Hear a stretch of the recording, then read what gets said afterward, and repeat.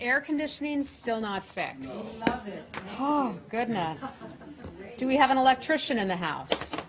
I was told it's a motherboard issue, and I haven't heard the word motherboard since, I don't know, maybe 1992 or something? It was so cold we couldn't even sit. Andrea, come on, you know the lights, they get hot. How is everybody? We doing all right? Matt, I understand you are eager to get out of here, so I am. enjoy your vacation. We will Yes. miss you. Okay, starting out today, I want to start out in Afghanistan and talk a little bit about an important announcement that came out of Afghanistan from the government there today. President Ghani launched the Afghan government's new compact. It's called the Afghan Compact. The compact represents the Afghan government's commitment to key reforms aimed at improving security and creating a more peaceful, stable, and prosperous society. We have long stressed and supported the Afghan government's efforts to fight corruption and improve its governance, and the compact is an important new step in that effort. The implementation of the new commitments, which include benchmarks in 4 key areas: governance, security, peace and reconciliation, and economics. They carry with them the opportunities to improve the delivery of government services, stem official corruption, and prepare for secure national elections in 2018. The benchmarks are tied to global standards of good governance put forward by the World Bank and other leading institutions. The development of the compact and its ultimate implementation was an important consideration in the development of the administration's new South Asia strategy. Chief Executive Abdullah highlighted the fact earlier this week when he said that nation building is a job for the Afghans themselves to do and not the United States or other countries. So we congratulate Afghanistan on that and look forward to any way that we can assist them. Today's announcement demonstrates Afghans' renewed commitment to taking up its share of the burden. As President Trump has said, the United States remains committed to supporting Afghanistan as long as they continue to make real reforms, show real progress, and produce real results. And I'll take your questions. That's it? That is it. All right. Where do you want to start? I don't have a lot, but I have two very brief follow-ups, but I'll wait until the end to ask those. So the only other thing I have is, do you guys have any thoughts on the what appears to be a bolstering of relations between Qatar and Iran, with Qatar sending an ambassador back to Iran? This is not the direction that the Arab neighbors wanted to see Qatar move in. So do you guys have any thoughts? So let me first just mention something about the overall Qatar dispute, and that is something that we continue to keep a very close eye on. As you know, our Deputy Assistant Secretary, Tim Lenderking, was recently over there working on that issue along with General Zinni. We remain very deeply concerned with the status of that dispute. It's been now how many weeks? 12 weeks or so? Let me double check the facts on that. But it's since when? June the 5th. It's gone on for far too long. It really has. So we remain deeply concerned with the status of that. In terms of your question, Matt, about restoring diplomatic ties with Iran and Qatar doing that, we would just basically say that we encourage the parties to try to minimize the rhetoric. I know you're going to want more of an answer on this for you, on this particular matter. The governments of Qatar and Iran are the best ones to answer those questions. Just want to say, overall, we just remain very concerned about the dispute. Well, I understand that, but I mean, you guys have been involved, albeit maybe not enthusiastically, but you were forced to get involved because they weren't making any progress on their own. And I don't think it's out of the, I don't think it's inappropriate to ask if the United States thinks that Qatar and Iran restoring diplomatic relations is a good thing for the dispute resolution process completely or not. Completely fair question. There are diplomatic things that may be going on that we're simply not aware of or can't speak about right now. So I know it's not a very satisfactory answer. You're more than welcome to ask me about it as much as you like. I just want to go back to just say we're concerned about the status of the dispute. And we'll continue to have conversations with the government of Qatar. Or do you not have an opinion? Do we regard the dispute as worse? Is the restoration of diplomatic ties helpful to resolving the dispute? Does it hurt? Is it something you don't have an opinion on? I'm just not going to characterize it, whether it's a good thing or a bad thing. But overall, we remain very concerned about the status of the dispute, and we're making those messages clear. Could you clarify something, Zinni? Is his involvement was just that one mission, or is he an envoy? I'm not, like an ongoing process. I'm not certain if he has a particular role or title. Let me double check on that for you. My understanding is that the general was brought on with his broad range of expertise in his previous career in the military as assisting with the Qatar dispute. Okay. All right. Let's move on. Can we move on? Yes. Can we Yeah. go to the We'll Palestinian go right ahead. I Israeli? understand. Follow-up on Qatar? Yes. Hi. Hi. In terms of the White House delegation that traveled to the region this week, they were in Qatar on Monday, and it seemed like that was a portfolio that the secretary was taking care of and owning the dispute. So what's the benefit of sending the White House delegation there to follow up? And did Tillerson speak with them before they went on the trip? Yeah, so we remain in very close contact with the White House, with Mr. Kushner's office, Mr. Greenblatt's office, and so forth. All of these meetings our embassy is involved with. We're involved in the facilitation of the meetings, attending a lot of the meetings, debriefing following the meetings. I can give you somewhat of a readout from that meeting that you just asked about.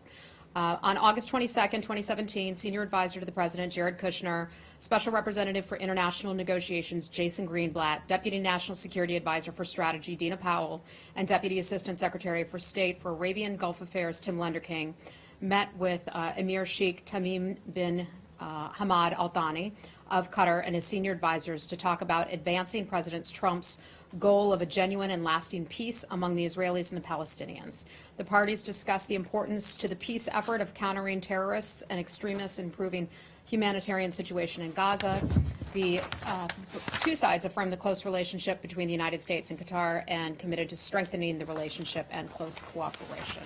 So I think that was really the limit of their conversations. The secretary have conversations with them before they went over there? I'm not certain if the secretary himself actually spoke with, you mean with Mr. Kushner and Mr. and Greenblatt? Greenblatt. I'm not certain of that, but I know our staffs talk regularly, and we talk with them as well as the NSC, and they communicate with us very well. Okay, all right. Anything else on Qatar? Okay, Said, why don't you go? Yeah, I want to go to the What do you want to talk Palestinian-Israeli about? issue. Pardon me? I want to go to the Palestinian-Israeli issue, Okay. if I may. I wanted to ask you about an issue that the United States is pressuring the United Nations, I guess, Human Rights Council to or not to publish the list of American companies that are doing business in Israeli settlements. Can you confirm that, or what reason would you have to pressure the United Nations to delist or not to publish the list of these companies? I think we take issue with the list itself, and we've been very clear about that. The United States is adamantly opposed to the so-called blacklist in this resolution. We have been from the very beginning. We fought against this in Geneva. That's where it was originally proposed. We consider these types of resolutions to be counterproductive, and they really do nothing to advance peace between the Israelis and Palestinians. I mean, you don't want to encourage the settlements to have their own semi-independent kind of economy and trade and all these things. I'm sorry, say that again? Well, the target of this list is to show the companies that are doing business with settlement that you and the rest of the world considers to be illegal. Look, I think overall, we just view that type of blacklist as counterproductive. Does that help facilitate peace? I don't think so. I don't think so. Well, And the United States, I think, has been pretty clear about but that. neither the proliferation of settlements and their economy. Does it help peace? We don't think that that kind of list is productive, period. Can I get you to comment on Yes. on last issue? The report shows that there are 3,455 Israeli structures in the West Bank, on privately owned Palestinian land, which you oppose. And in the past, there were condemnation of these efforts. Thus far, since this administration came into office, there's been no condemnation of such buildings of settlements on privately owned Palestinian land. So I wanted to ask your position on this.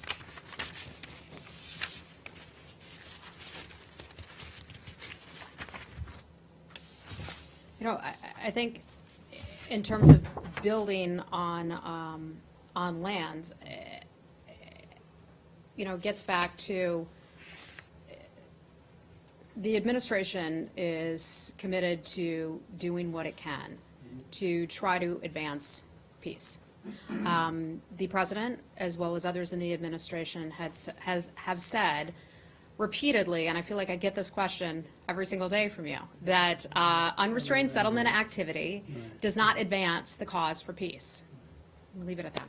Okay, let's move on to something else. Andrea, hi. Related subject, in terms of the Greenblatt Kushner trip. In the meetings with Netanyahu, was it the decision of the embassy to defer to Israel's decision to have only government cameras there? An embassy camera shot their statements as well as Israelis, as far as I know. Yeah, There were no you know what? reporters there. I'm afraid I don't have anything for you on that. I've not. Could you asked take that question? Yeah, if As you- to the policy of our embassy in coverage. So the question is, what is the policy of the When U.S. Embassy? Kushner is traveling, Uh-huh. and there's a photo op, which there was, and he made a statement, which Okay. he did, and so did the Prime Minister.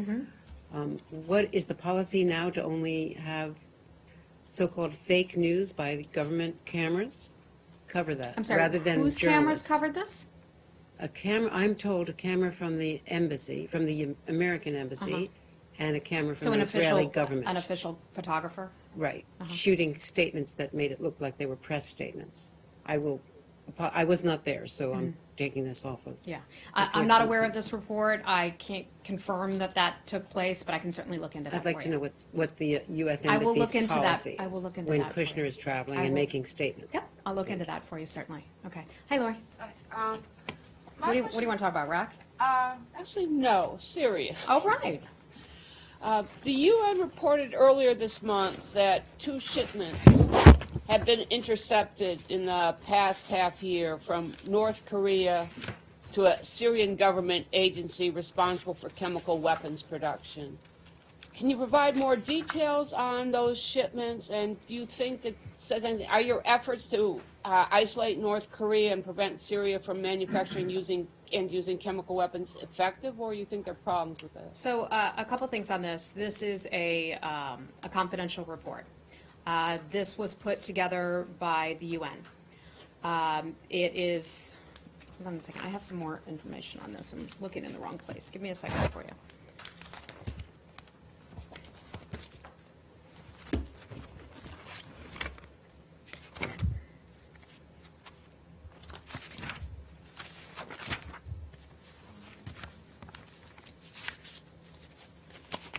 There we go.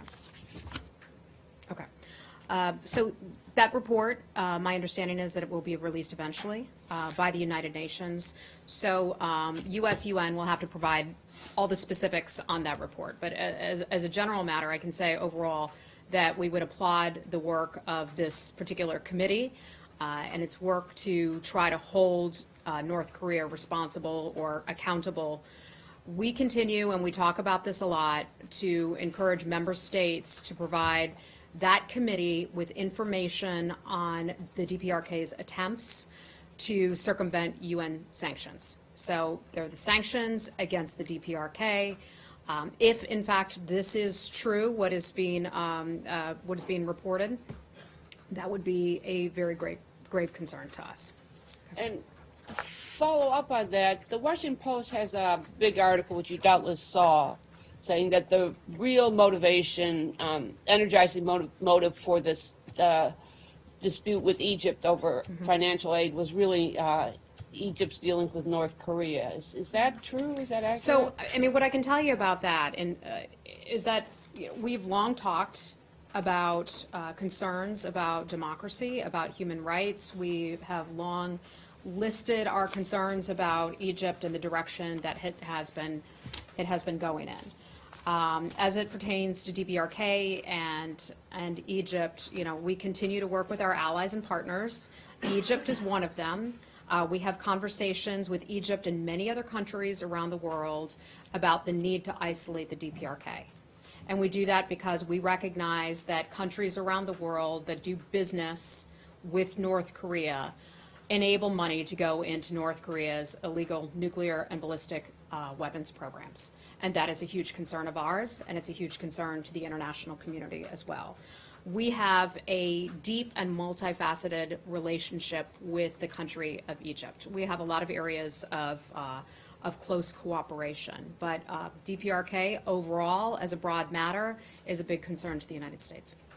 On Raqqa in Syria, if you may want to. Hold on, let's Syria. stick. Does anyone else have any questions about Egypt? Okay, let's then switch over to DPRK. Hi, how are you? Good. Follow up on that part. Are you concerned that the recent sanction against the Chinese and the Russian entities and individuals may harm the progress you have been seeing recently? No, and here's why. The companies and the individuals who have been sanctioned, the third-party sanctions, are in China and Russia, but we don't target any specific governments at all with regard to sanctions. We look at those sanctions, and Treasury can talk about this more, but we would regard those sanctions as not being necessarily a part of the government, but companies that are involved in illicit activity, companies or individuals who are involved in illicit activity. Russia and China have pledged to adhere to the sanctions, to adhere to the sanctions against the DPRK. And we trust and look forward to them adhering to that. We take them at their word. They said that they would, and we don't have any reason to believe that they wouldn't now. Okay. The Chinese Foreign Ministry actually came out object this sanction. I wonder if during the phone call between Secretary Tillerson and Chinese State Councilor Yang Jiechi, did Secretary Tillerson explained the motivation behind this sanction? You know, again, this isn't to target a government. These are to target entities and individuals who are funding some of DPRK's programs. Okay, this can happen anywhere around the world where we see people who are involved in those types of things or companies, and we will keep an eye on them, and if appropriate, Treasury will look into it and then sanction them. Okay. And last one, could you please explain what's the precondition now for the United States to start the negotiation with North Korea? Because in March, Secretary Tillerson actually he said the negotiation could only be achieved if North Korea give up the weapons of mass destruction. But recently, he also suggested that Pyongyang only had to demonstrate that it was serious about a path before the talk began. Overall, our policy on DPRK has not changed. We want a denuclearized Korean peninsula. The world wants that. UN Security Council resolutions have backed that up as well. So that has not changed. But the Secretary has looked at this as one of the countries that cares deeply about this issue, and have said that Kim Jong-un needs to take steps, further steps, in order to show that he is serious before we are willing to sit down. So our policy on that hasn't changed. Serious about giving up their weapons program, or serious about not advancing it beyond where it is currently? Because he said both things. Yeah, and let me read a quote from something he recently said. The U.S. is willing to negotiate with Pyongyang, but given the long record of North Korea's dishonesty in negotiations and repeated violations of international agreements, it is incumbent upon the regime to signal its desire to negotiate in good faith. A sincere indication would be the immediate cessation of its provocative threats, nuclear tests, missile launches, and other weapons tests. Susan Thornton has talked about this, and look, we hope to get to that point with them, but there's still a long way to go. All right, anything else on DPRK? Yeah, Okay. Hey, how are you? Yeah. The sanctions on China and Russia, there are reports that maybe the U.S. government is still considering expand the range of these sanctions, like to some major banks in China. So I'm just wondering that can you confirm there is a discussion about this? I can't, because that would be something, I can't confirm it. It would be something that Treasury would be looking at and considering if that were to be the case, but I'm just not aware of that. Okay? Hey. You mentioned United States is pleased to see North Korea demonstrate some level of restraint.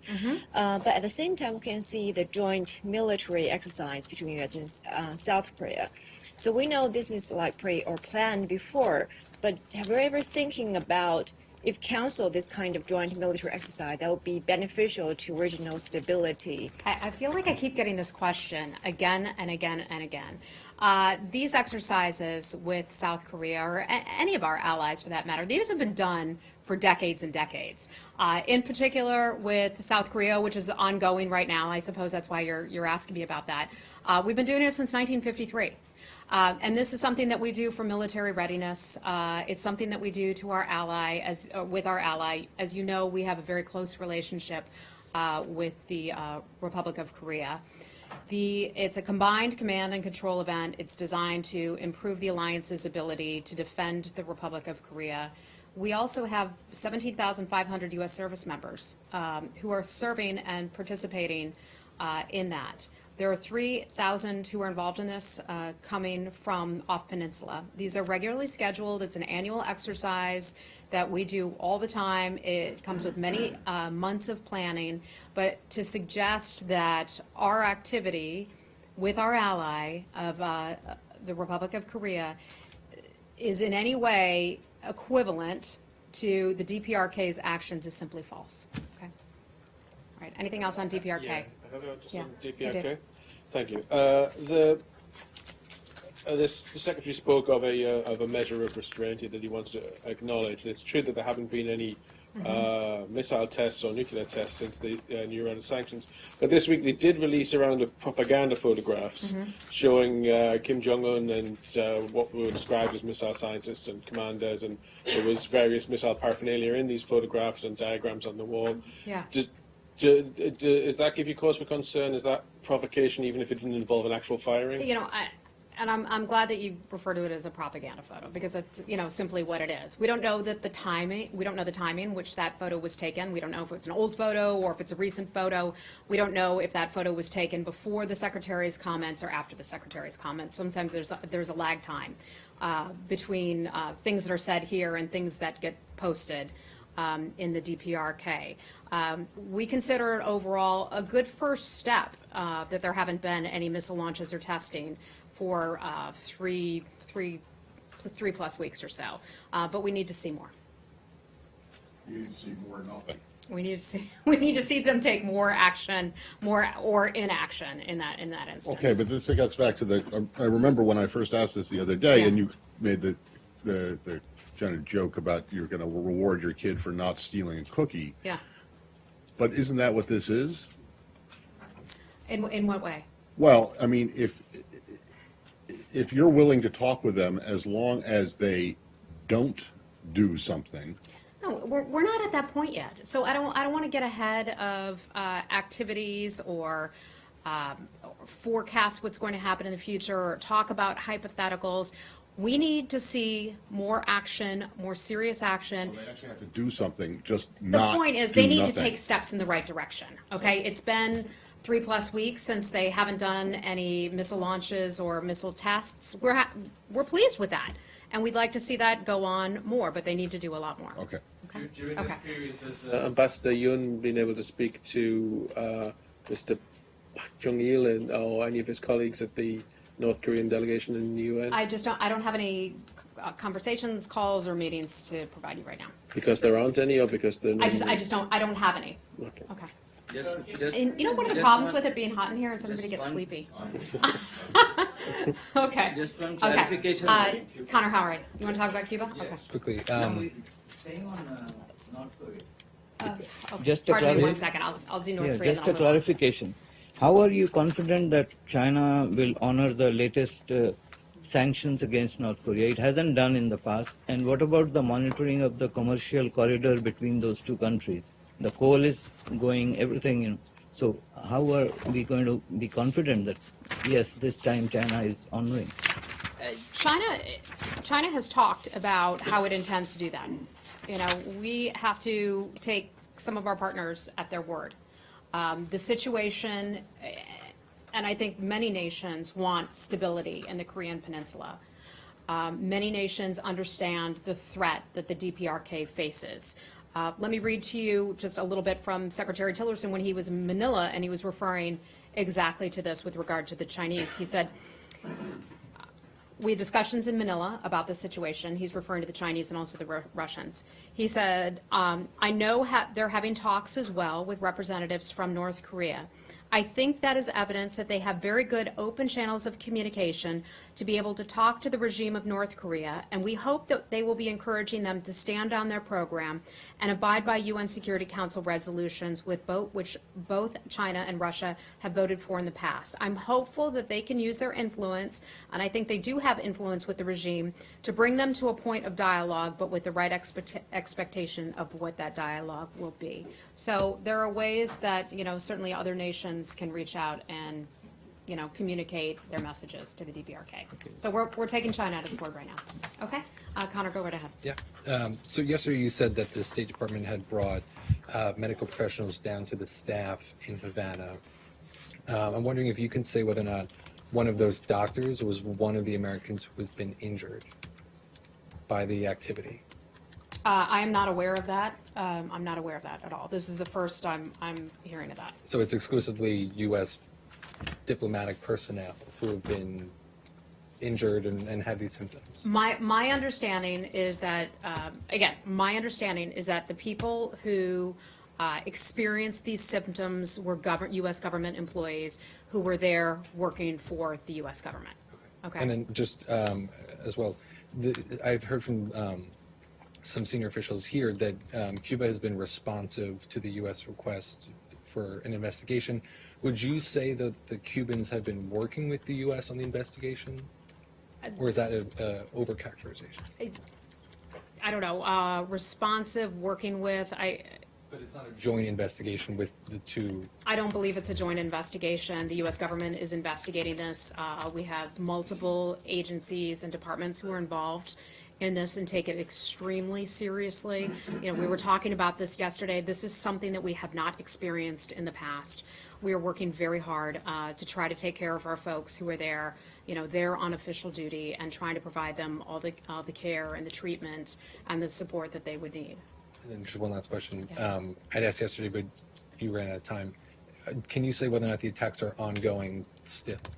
I was briefed on this both yesterday and today, and I was told that the incidents are not ongoing at this point. Okay. Thank I do you. have some news, which I know some of you will be very interested in hearing about this. I want to mention that I have an update for you on this, on the number of people who have been affected. We have not provided that information in the past. We only now have the confirmation of the number of Americans who have been affected by this. We can confirm that at least 16 U.S. government employees, members of our embassy community, have experienced some kind of symptoms. They have been provided medical treatment in the United States as well as in Cuba. We take this situation extremely seriously. We are trying to provide them the help, the medical care, the treatment, and the support that they need and the support that they deserve. Do you have follow-up on that? I know. We'll have a lot of questions about this. And I don't have a ton of information, but Well, when you I'll give you said- what I can. Does that include spouses at all? My Maybe. understanding is all the, you know what, They come under Chief of Mission Authority, but are they all actually? you know what? Let me check on that for you, because I just got this information as I was coming out here, and I don't have that in front of me, so let me find out if these were all actually employees, or if some of these are family members. Can we check on that while we're in here and see if we can get you that information before the briefing ends? Andrew? When you said that that there were no more, that they're no longer experiencing the symptoms, was it? I'm sorry, did I say no longer experiencing the symptoms? I No, think no, the incidents. the incidents. incidents are no longer occurring. Does that mean that something was found or something in these buildings was intermediated? I mean, how do you know that it's no longer an issue? Was there some physical object or To my knowledge, discovery? nothing, last I heard, nothing has been, nothing has been identified as, here is a piece of equipment, for example. And can you update us on the report? CBS had a report of brain damage, according to a doctor treating at least one employee. I'm not sure about the numbers. Have you anything further to suggest, I can't quote, confirm, brain damage? I can't confirm any of that. I can't confirm that CBS report. And we would never give information about the health status of one of the Americans. And for all the 16 that you mentioned, Yeah. are they all out of country now, or are some still? No, I believe that some of them are still there.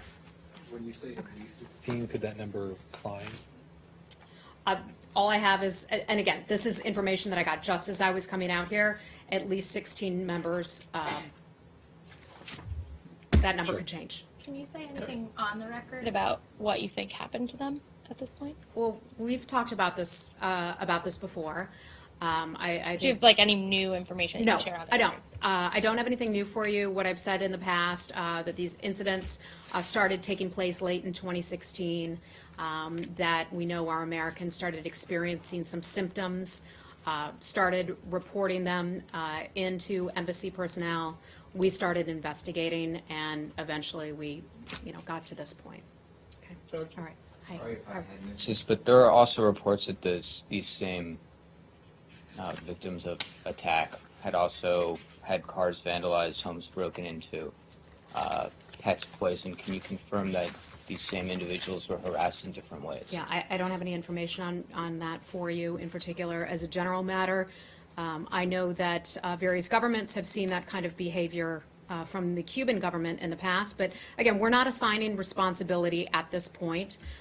We don't know who the perpetrator was of these incidents. That is why I want to be firm and say, because I've seen some misreporting on this, the investigation is ongoing. The investigation is ongoing, and we will continue to try to find the source of these incidents and the perpetrator. Just to button up the answer to Andrea's question. So if we haven't found a device and we don't know who did it, and we're talking about symptoms that are not like ow, no longer ow, we're talking about things that developed over time. How do we know that this isn't ongoing?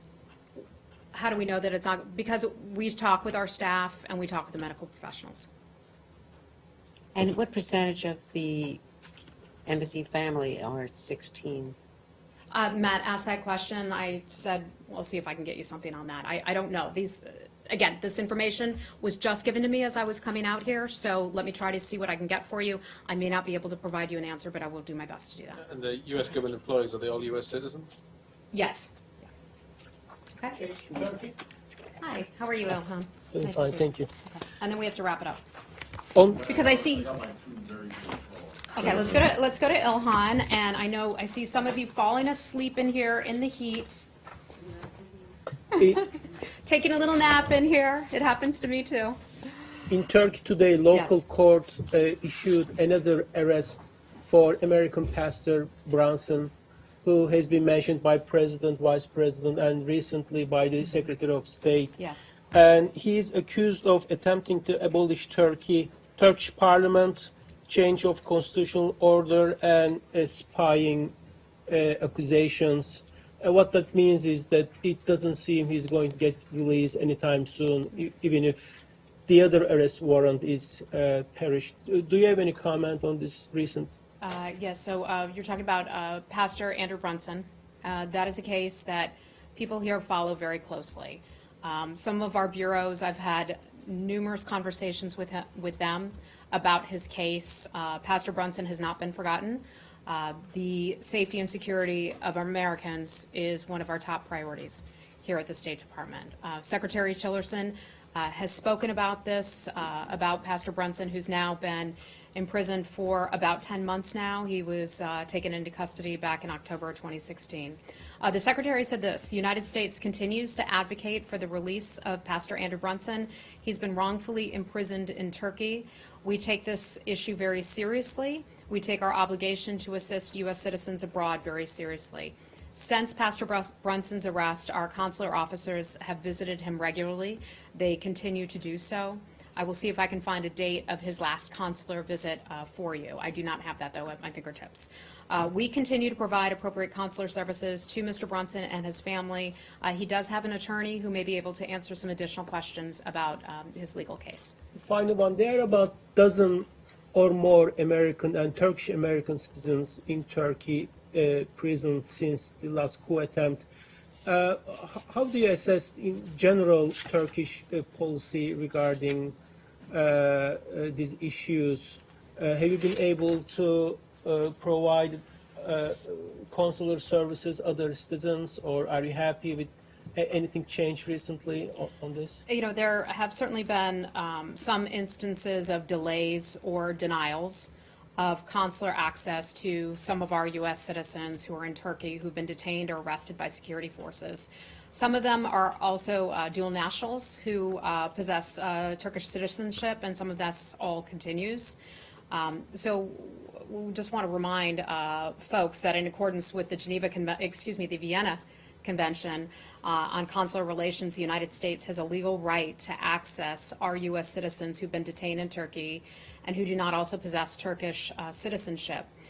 U.S. citizens, although the United States does not have a legal right to access the dual citizens, and that's the case in quite a few countries, Iran, for example.